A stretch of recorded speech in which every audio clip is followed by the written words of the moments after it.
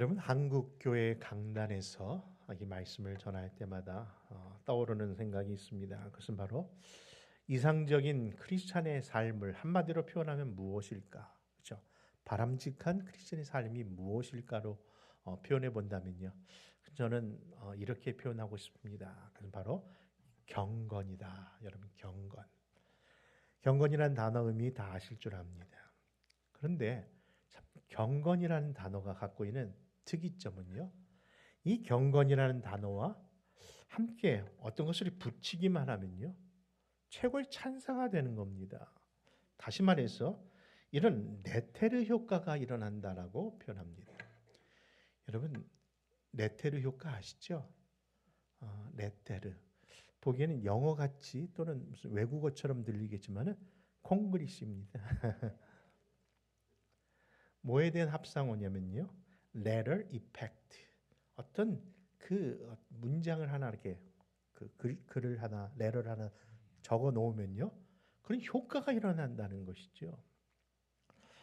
여러분, 그렇습니다. 레테르 효과라는 것은요. 어떤 대상이든 누군가 써놓은 종이 한 장의 글씨 하나가 그 사람을 다시 보게 만드는 것이죠. 그리고 그런 영향을 준다는 의미에서 레테르 효과라는 한국 신조어가 있답니다. 근데 경건이라는 단어가 그런 단어라는 거예요. 생각해 보십시오. 그냥 평범한 사람인데, 그리고 그 사람의 어떤 배경과 환경을 우리가 아는데, 누군가 그 사람은 경건이라는 단어와 함께 그 사람을 표현해 보면 그 사람이 어떤 사람이 됩니까?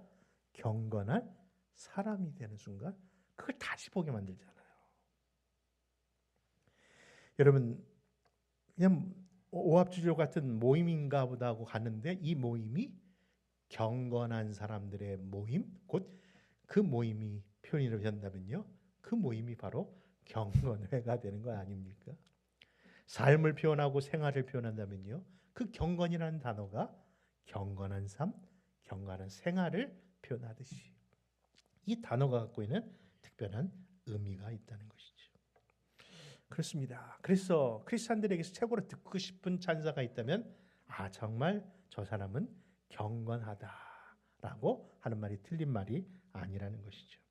근데 문제는요.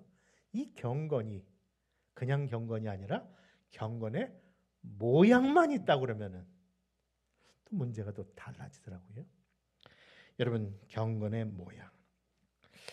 만약 여러분들이 저 사람은 경건은 있는데 그냥 무늬만 경건해라고 한다면 그 사람이 어떤 사람이라는 것 짐작하실 줄 압니다. 그렇다면 여러분, 이 순간 왜 그렇게 생각하는 이유가 바로 어떤 성경 구절 한 구절 때문에 그런데 여러분 떠오르는 말씀 있죠. 그렇죠. 디모데후서 3장 5절입니다. 같이 한번 읽겠습니다. 시작. 경건의 모양은 있으나 경건의 능력은 부인하니 이 같은 자들에게서 내가 돌아서라.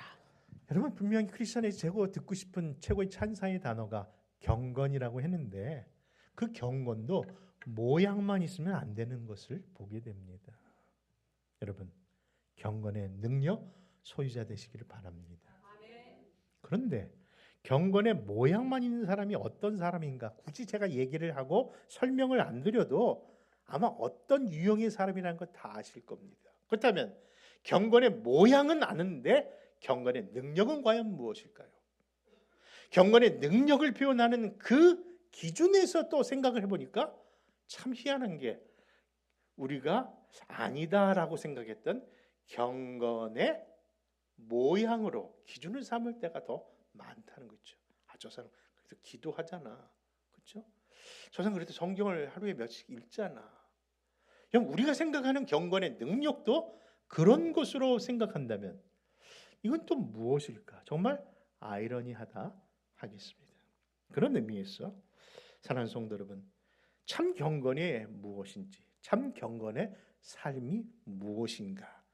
그런 질문과 함께 오늘 말씀의 제목 나를 변화시키는 복음이라는 제목으로 경건의 모양에서 경건의 능력으로 나아가는 그런 변화의 역사가 일어나는 계기가 되시기를 주님의 이름으로 축원합니다. 먼저 여러분, 진정 경건의 능력, 진정한 영적 삶의 태도는 무엇일까? 저는 그것을 다른 것이 아니라 옛 육체의 삶을 벗어버리는 것이다라고 그렇게 표현하고 싶습니다. 여러분 그 말씀이 오늘 본문으로 삼은 5장 13절에 이렇게 기록되어 있습니다. 같이 한번 읽어볼까요? 시작. 형제들아 너희가 자유를 위하여 부르심을 입었으나 그러나 그 자유로 육체의 기회를 삼지 말고 오직 사랑으로 서로 종노릇 하라. 여러분 어찌 본다면 모든 인류는요 before after 그렇죠 예수님 중심으로 before after로 나누는 삶입니다. 그것은 기원 전 기원 후로만 것이 표현되는 것이 아니라 예수님이 오시기 전과 예수님 후로 나누는 가장 중요한 것은 바로 예수님 오시기 전에는 우리가 종이었던 삶을 살았다는 것이죠. 근데 세 가지 종이었습니다. 어디의 종입니까? 율법의 종이었고 그리고 죄의 종이었고 그리고 악한 영 사단의 종이었습니다. 그런데 예수님이 오신 후에는요 분명 모든 그 종의 속박에서 벗어날 수 있도록 참 자유가 선포되었다는 거예요. 여러분 그렇습니다. 종이었던 자가 자유함을 허락받은 겁니다. 그런데 문제는 그런 참 자유가 주어졌음에도 불구하고 여전히 삶 가운데 옛 종의 삶에 벗어나지 못하고 그것에 묶여서 사는 사람들이 있다는 겁니다.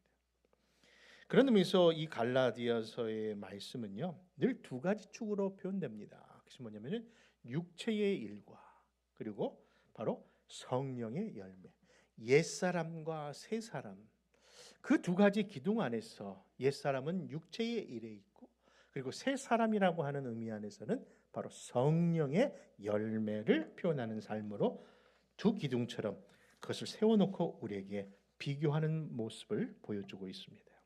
근데 여러분 옛사람의 삶의 태도가 뭐라고요? 육체의 일이라고 표현하고 있습니다. 여러분 육체가 뭡니까? 말 그대로 육체는 이 몸을 얘기하는 거예요.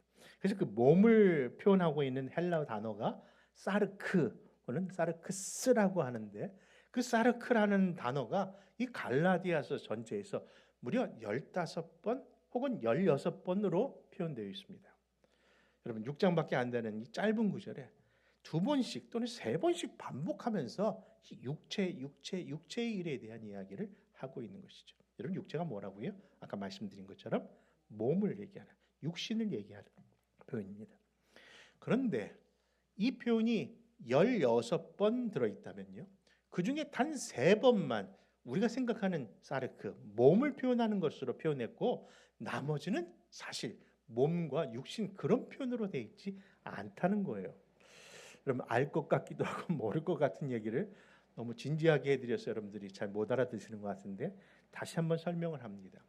갈라디아에서 사르크라고 하는 육체라고 하는 이 표현 속에 담겨져 있는 것은요 몸을 얘기해 드리는데 예를 들어서 갈라서 1장 16절에 보니까 사도 바울이 다메섹 도상에서 예수님을 만나고 이제 새 사람이 되어서 하나님의 특별한 사명을 받습니다. 그것은 바로 이방인의 사도로 부름받았다는 거예요. 그때 그 부름받은 그 일을 사역을 할 때에 이 사실을 본인의 혈육과 의논하지 않고 그렇게 나아갑니다. 그때 본인의 혈육과 의논하지 않았다고 했던 그 혈육이 아까 표현했던 사르크 바로 육신 또는 육체라는 표현에서 자기 가족을 얘기하는 의미 안에서 사용되었던 첫 번째 단어입니다. 그렇죠? 그러니까 육체라는 게 그 사르크라는 게 뭔지 아시겠죠? 자기의 가족, 자기 몸을 지탱하고 있는 가족들을 지칭할 때 표현됩니다. 그리고 나머지 2번이 이 사르크가 또 표현되어 있는데 그것은 여러분들 잘 아시는 갈라디아서 4장의 사도 바울이 그렇죠? 몸에 육체에 뭐가 있었다? 가시가 있었다. 그 가시가 뭔지 모르는데 그 가시를 무슨 가시라고요? 육체의 가시, 자기 몸에 있는 그런 질환이라고 표현하고 있잖아요. 그때 사용된 게 또한 그 육체라는 단어예요. 사르크라는 단어예요. 그러니까 그 사르크란 그 육체라는 단어가 사람의 몸을 이야기하는 거다라고 쉽게 이해할 수 있는데 아까 말씀드린 것처럼 갈라디아서 전체 16번의 표현 속에는요. 단 3번만 육신을 얘기하는 걸로 몸을 얘기하는 것으로 했고 나머지 13번은 다 다른 뜻으로 사용하고 있어요. 저만 궁금합니까? 그러면 그 궁금증을 해결해 드리기 위해서 바로 오늘 본문이 주어진 겁니다.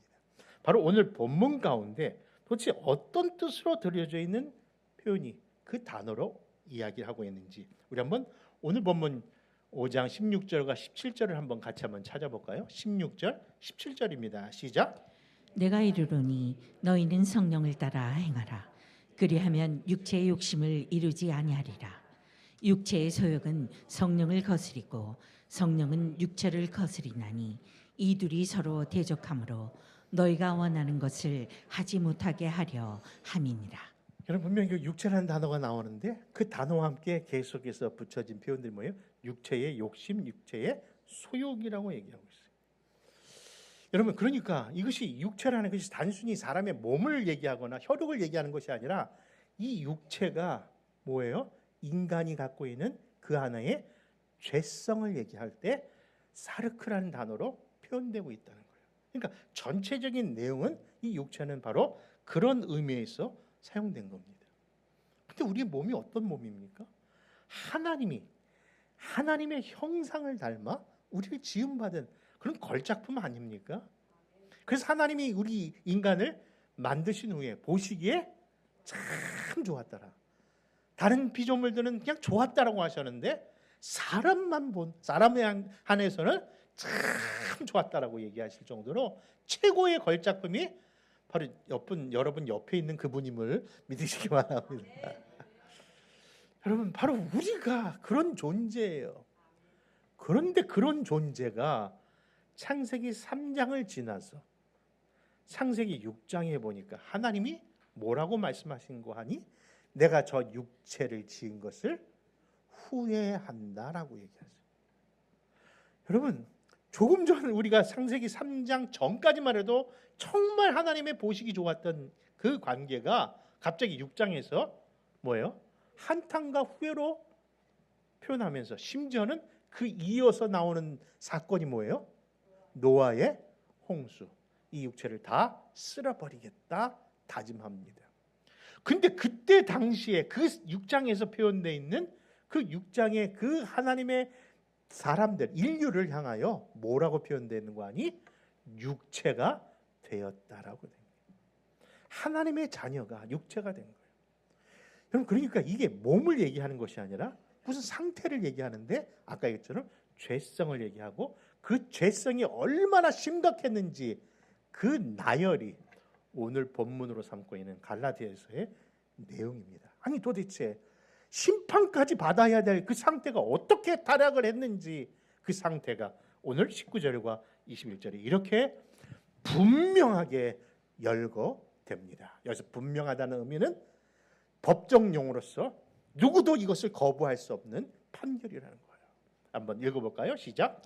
육체의 일은 분명하니 곧 음행과 더러운 것과 호색과 우상 숭배와 주술과 원수 맺는 것과 분쟁과 시기와 분냄과 당 짓는 것과 분열함과 이단과 투기와 술 취함과 방탕함과 또 그와 같은 것들이라. 전에 너희에게 경계한 것 같이 경계하노니 이런 일을 하는 자들은 하나님의 나라를 유업으로 받지 못할 것이요. 여러분 육체라고 보여질 만큼 타락된 인간의 죄성의 나열들이 혹시 세 보신 분 계십니까? 몇 번이 나옵니까?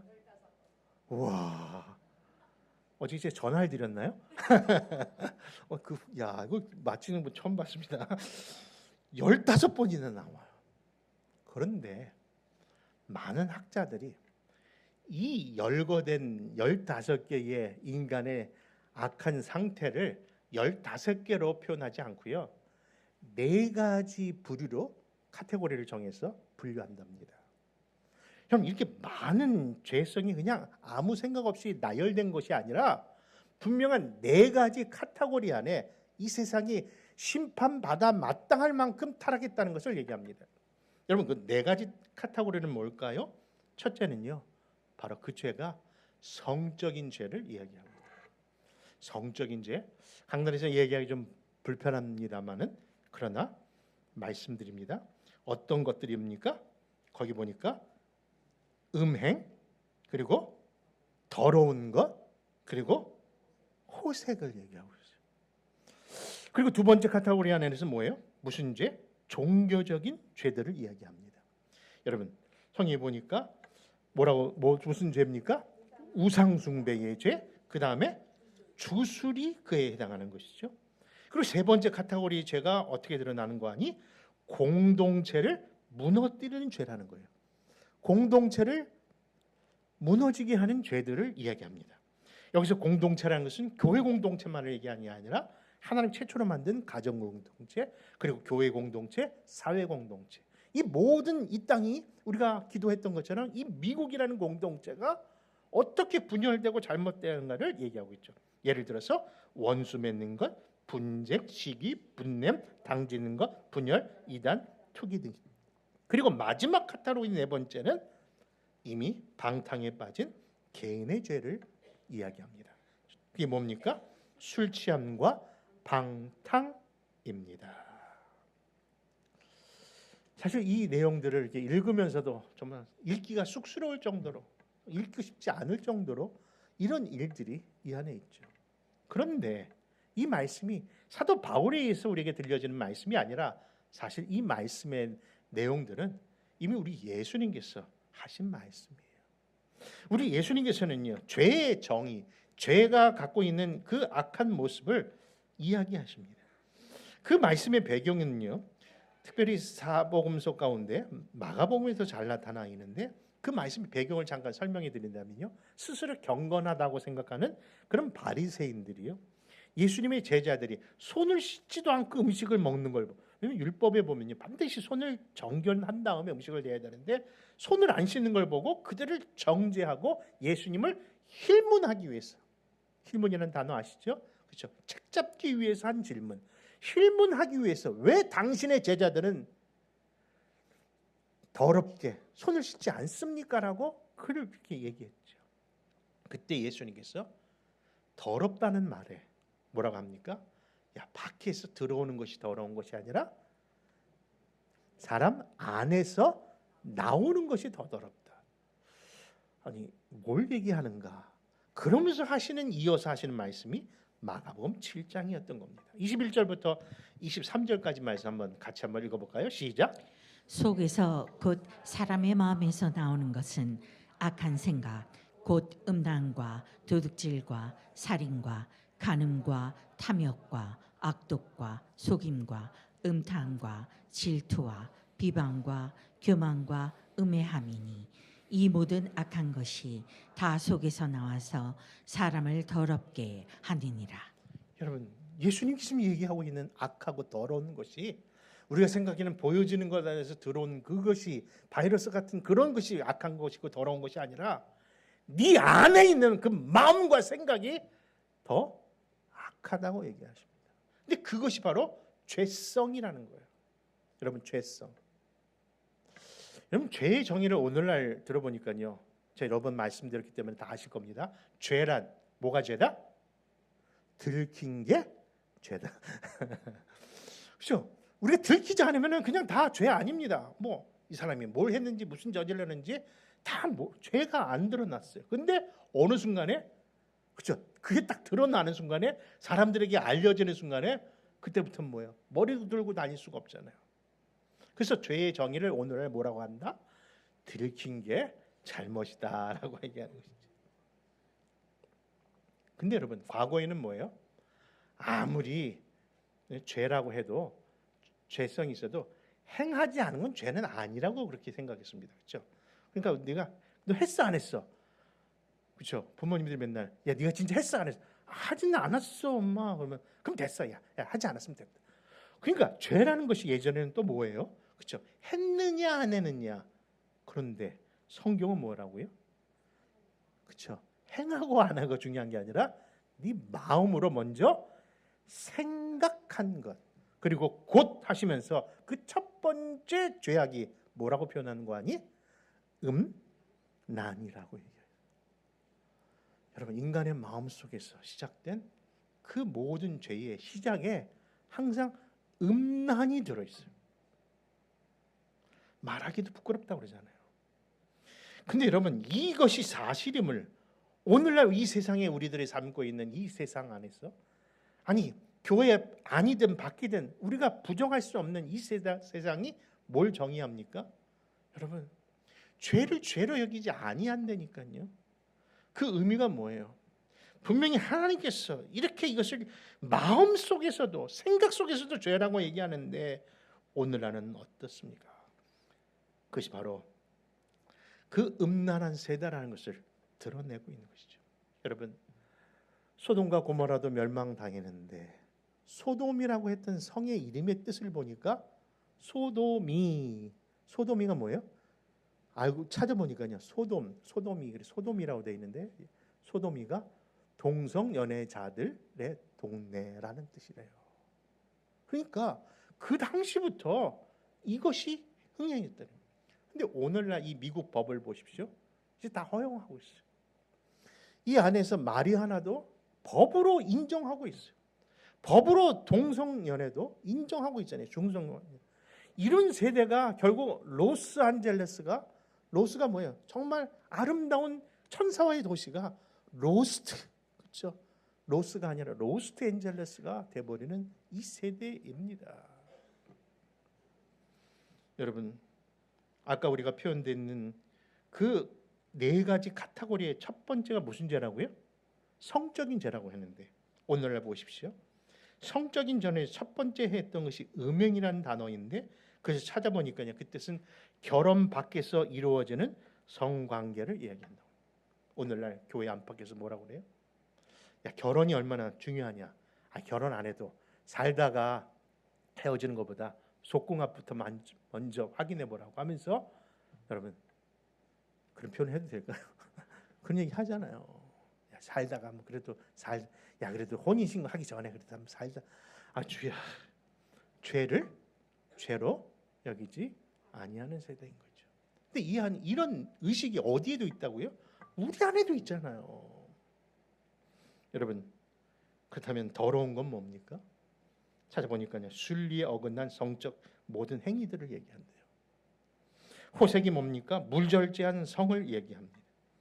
그런데 종교적인 카테고리 안에는 그 우상 숭배 역시 다를 바가 없어요. 그 당시 우상 숭배는요, 항상 음란과 함께 이루어지는 것들이었습니다. 왜냐하면 우상신에게 제사할 때 그런 그 신전 여인들과 함께 음란한 행위로 그 신을 섬기는 것이 우상 숭배였거든요. 그런데 더 놀라운 것은요, 점술입니다.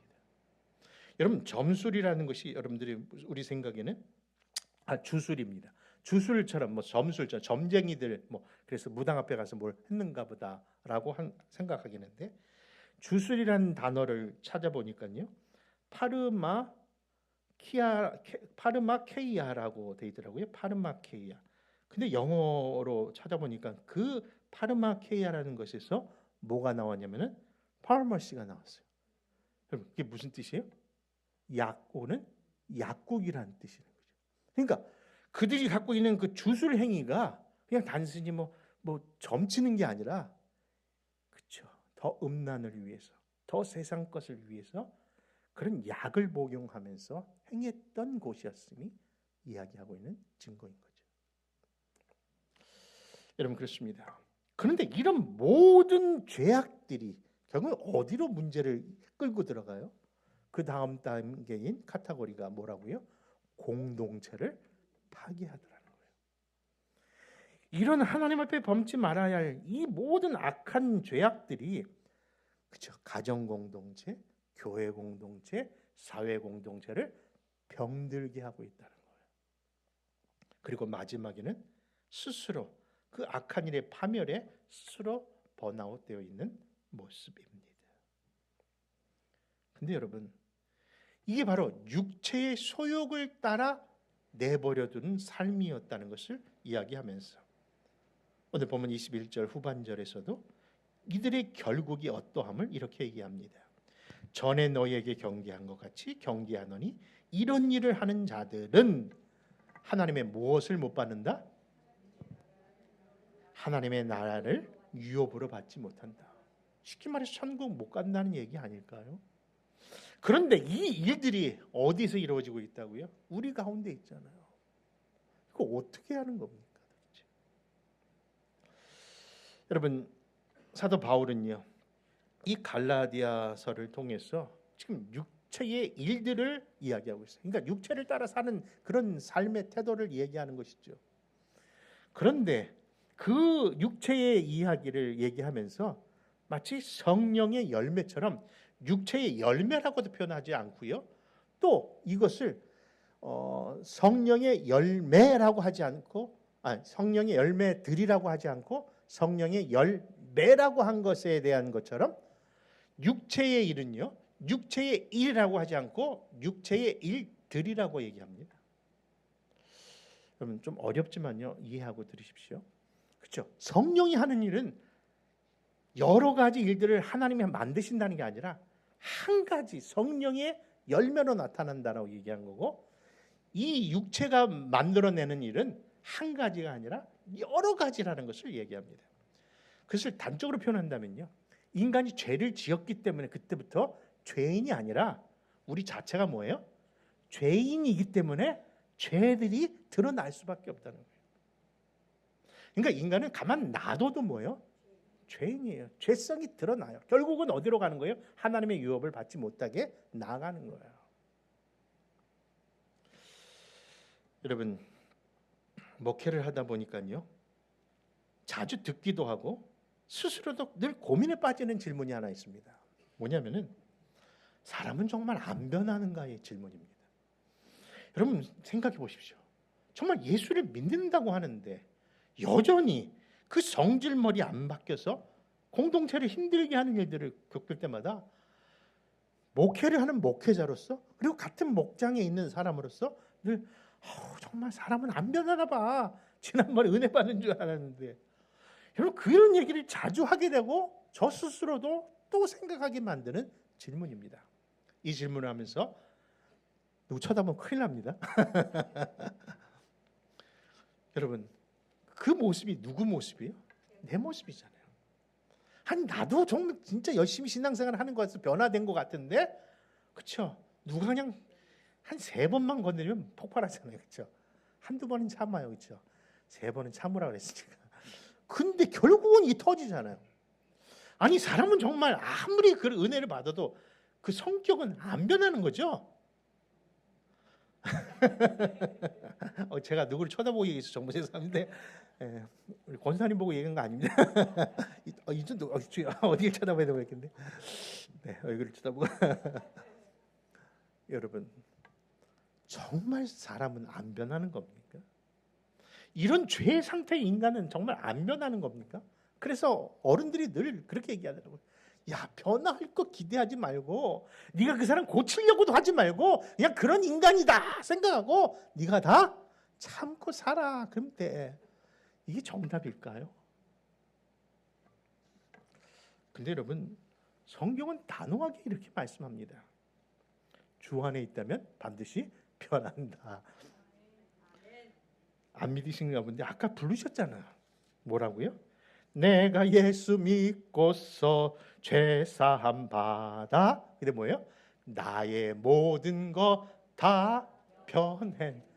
그때는 그렇게 크게 불어놓고 있습니다. 끝까지 안 변한다고 고집 부리신 건 또 뭡니까? 여러분, 진짜 예수 안에 있다면요, 전제 조건입니다. 그냥 아니라 진짜 예수 안에 있다면 변하게 되어 있습니다. 다른 말로 한다면 진짜 예수를 만난다면요, 하나님이 그냥 내버려 둘 수 없다는 겁니다. 그 증거가 뭐냐고요? 그게 바로 오늘 본문에 나와 있는 갈라디아서 5장 22절과 23절에 성령의 인도하심을 따라 사는 자의 삶의 열매이기 때문에 그렇습니다. 한번 읽어볼까요? 시작. 오직 성령의 열매는 사랑과 희락과 화평과 오래 참음과 자비와 양성과 충성과 온유와 절제니 이 같은 것을 금지할 법이 없느니라. 여러분, 지금 우리가 육체의 일들과 성령의 열매를 비교해 보면서 그 나열된 것, 사랑과 희락과 화평과 오래 참음과 자비와 양성, 충성과 온유와 절제, 이게 또 몇 가지죠? 9가지 참 잘도 하십니다. 근데 이 9가지가 하나로 표현되면서 우리에게 이것이 누구의 열매로? 네가 맺어야 할 열매로 얘기하지 아니하시고 누구 열매로? 누구의 열매? 성령의 열매로 표현되어 있는 것에 여러분들 감사하시기 바랍니다. 이것을 기억해야 되는 이유는요, 내가 노력해서 내가 해서 되는 문제가 아니라 이것은 하나님이 하시겠다고 하시는 하나님의 열매라는 거예요. 그 열매에 뭐가 들어있습니까? 약속이 들어있는 거예요. 약속. 여러분 보십시오. 우리가 나름대로 사랑하려고 합니다. 저 인간 그래도 용서하려고 합니다. 오래 참으려고 합니다. 절제하려고 합니다. 근데 뭐예요? 서두에 드렸던 것처럼 경건의 모양처럼 한두 번은 해봐요. 근데 결국 안 되잖아요. 우리가 그 능력이 없잖아요. 왜? 우리는 이미 타락되어 있기 때문에 그 할 능력이 없는 것은 사실입니다. 그런데 엄밀히 보면 능력이 없어서가 아니라 이 성령의 열매는 우리의 것이 아니기 때문이에요. 누구의 것이에요? 바로 성령님의 것이기 때문이에요. 그래서 그 열매를 누구의 열매라고? 성령의. 다른 말하면 이것은 성령 하나님의 성품의 열매예요. 근데 그 성령의 하나님이 어디에 계시니까? 내 안에 들어옴으로써 그것을 가능하게 하시는 거예요. 근데 그 가능하는 그 조건은 다른 것이 아니라 그 성령님에게 내가 순종할 때에 드러나더라는 거예요. 여러분, 성령님의 인도하심을 따라 행하라고 분명히 25절에 얘기했어요. 성령님의 인도하심을 따라 행하라. 근데 그 행하라고 했던 그 단어를 찾아보니까 스코이 헤오라고 표현되어 있는데요. 스코이 헤오. 말 그대로 따라서 걸어가라고 그래요. 저 어릴 때 우리 어머님이 영천시장에 사셨는데요. 그 영천시장에 집 앞에 나오면요, 그 영천시장이요, 그 바닥이 다 진흙이에요. 진흙이라고 그랬나? 하여튼 이게 뭐라고 그러죠? 갑자기 생각이 안 나네. 하여튼 그냥 밟으면 그냥 쑥 빠지잖아요. 그걸 뭐라고 해요? 맞아요? 진흙? 네. 진흙탕이라는 게 표현 맞네. 진흙탕이에요.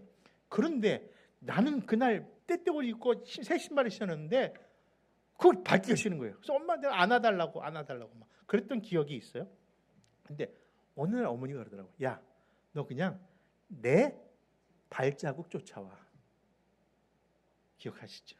그런 경험이시죠? 어머님이 걸어가신 그 길 쫓아가면은 따라가는 거예요. 그렇죠? 그 표현이에요. 우리가 행한다는 것은요, 내가 혼자 나아가는 게 아니라 그 발걸음을 따라간다. 그게 성령이 우리를 앞에서, 목자처럼 앞에서 나를 따라오라고 하십니다. 여러분 고린도전 11장에 보면요, 성경 말씀에 보면은 야, 사도 바울이 참 교만하다고 느껴질 본문이 있습니다. 그게 뭐예요? 내가 그리스도를 본받은 것과 같이 너는 나를 본받는 자라. 야, 사도 바울이 이렇게 얘기할 수 있을까? 자기도 한 성격하면서 어떻게 그럴 수 있을까?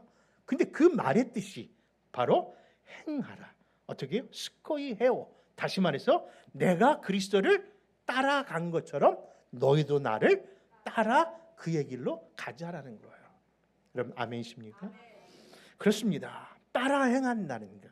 그 따라 행한다는 결정적인 그 모습을 예수님은 이렇게 표현합니다. 누군지 나를 따르려면 날마다 자기를 부인하고 자기 십자가를 지고 나를 따르는 것이니라. 결국 내가 할 수 없었던 그 경건의 능력이 나는 죽고 그분을 따라갈 때 그분이 그 일을 만들어 주시는 거구나. 가능하게 하시는 거구나. 그에 대한 증거가 오늘 본문 갈라디아서 5장 24절 마지막 절에 이렇게 증거합니다. 같이 읽습니다. 시작. 그리스도 예수의 사람들은 육체와 함께 그 정욕과 탐심을 십자가에 못 박았느니라. 못 박았느니라. 여러분 서두에 그런 말씀드렸죠. 야, 경건의 모양은 있는데 경건의 능력이 없다. 오늘 일부 예배 설교하니까 모 권사님이 목사님 드릴 말씀이 있어요. 오늘 말씀 듣다가 깨달았어요. 근데 어떻게 하면 좋아요? 저는 경건의 모양도 없네요. 그 얘기 듣는 순간에 아, 이분은 진짜 경건이라는 의미를 정말 깊이 묵상하고 있구나. 여러분 그렇습니다. 우리는 경건의 모양도 없는 사람입니다. 그런데 경건의 능력을 받을 수 있습니다. 그 능력이 누구 거예요? 성령이니. 성령이 너에게 임하시면 너희가 권능을 받고, 여러분 그 능력이 성령에서 나오는 거예요. 그러면 우리가 취할 건 뭐예요? 성령 충만인 줄 믿습니다. 사랑하는 성도 여러분, 그러면 신앙생활은요, 내가 뭘 해야겠다는 나의 의지의 싸움이 아니라 누구를 어떻게 여러분 따라가느냐의 여러분 결단인 줄 믿는 겁니다. 그러므로 나를 변화시키기에 충분한 이 십자가의 복음 튼튼히 붙잡고 그 일을 감당하는 우리 교회와 가정과 성도들 다 되시기를 주의 이름으로 축원합니다.